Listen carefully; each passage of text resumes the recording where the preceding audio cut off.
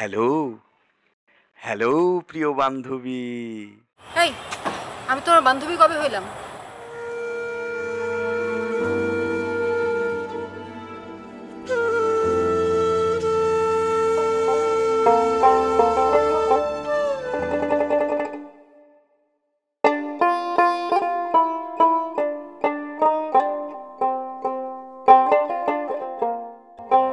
আমার এত বয়স না, আমার এমনি ছোটোকাল থেকে এমনি চামড়ার দোষ আছে, যার কারণে বয়স একটু দেখতে বেশি বেশি মনে হয়।